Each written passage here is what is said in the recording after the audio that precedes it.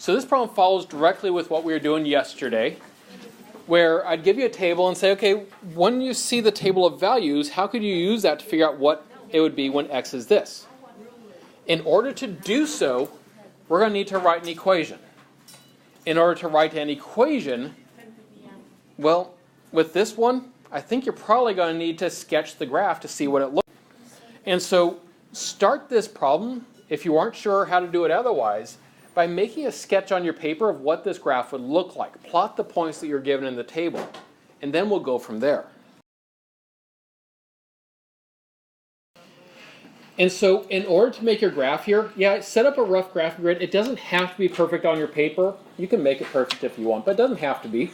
And we're just going to plot the points. So like -4 and 9. So that means you're going to go left 4. So we go left 4, and then you're going to go up 9. You're going to plot your point there. And you're going to do the same thing for each of these. When you do that, we end up with something that looks like this. Now that you can see that picture, what type of equation is this going to be? It's absolute value. We know that by looking at the picture now. Something that we might not have been able to see any other way. The other thing about the picture that's really nice is it also tells us how did we get to this point? Like how far did we move it over and up? Well, and we can see that point actually corresponds to this one. That's the point 1, 4. So our absolute value function was shifted right 1 and up 4.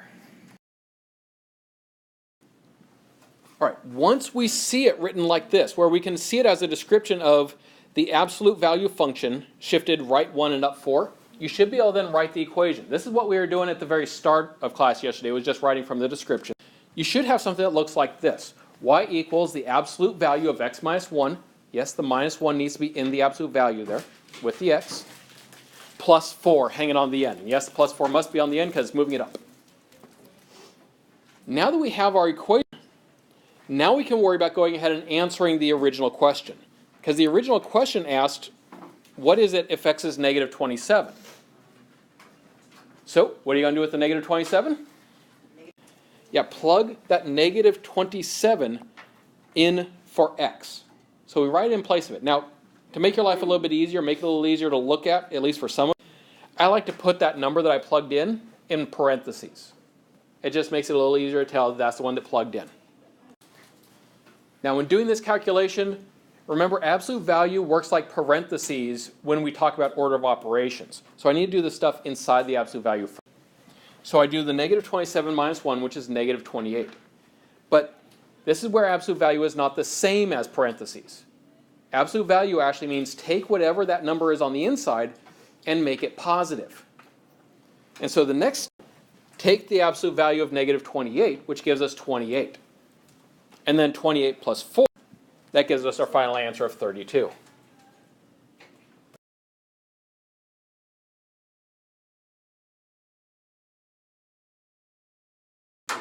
And so as you start this problem, you might be able to tell by looking at the numbers what kind of equation you'd expect, but you're probably not going to get the whole equation. So this is still one where I'd suggest that you go ahead and sketch the graph. So sketch the graph and plot the points on your paper there. And when you plot your points, this is the sort of thing that you'd be looking at. And notice I labeled where that point was. Vertex in this case is what it ends up being.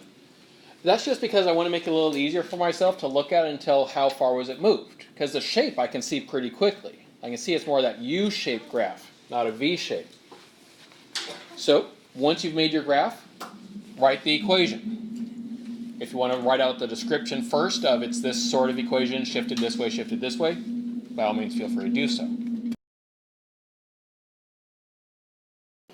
So if you write down the description of this graph, this is what you'd be writing out. So notice that this one is a quadratic. And I know it's a quadratic because it's that U-shaped graph. Anytime we get a U-shaped graph, it is quadratic. That means I'm going to have something that's squared, like an x squared or parentheses squared. But in this case, because it's opening down, you see it's opening downward here, that tells me that it's been reflected across the x-axis. So I'm going to have to put a negative in front of the whole thing. And then, of course, it shifted left 6 and up 2. So then this is my equation that I'm looking at here. Y equals a negative parentheses x plus 6 squared plus 2. Now once you have that equation, go ahead and then figure out if x equals 5, what's y? And so the first thing you do, plug the 5 in place of the x. And then we got to do the stuff inside the parentheses first. So that means I'm going to start by doing the 5 plus the 6. That gives me 11. Now, a couple of you might have gotten tripped up by the negative, but notice by keeping the parentheses in there, I can see that the 11 is being squared, but the negative is not inside the parentheses. So the negative is not being squared. That basically means that you're going to write down the negative, and then you're going to do 11 squared, which is 120. So that's why it's actually negative 121 there, because we square and then negative. And then finally we do a negative 121 plus 2, gives us negative 119. You're done.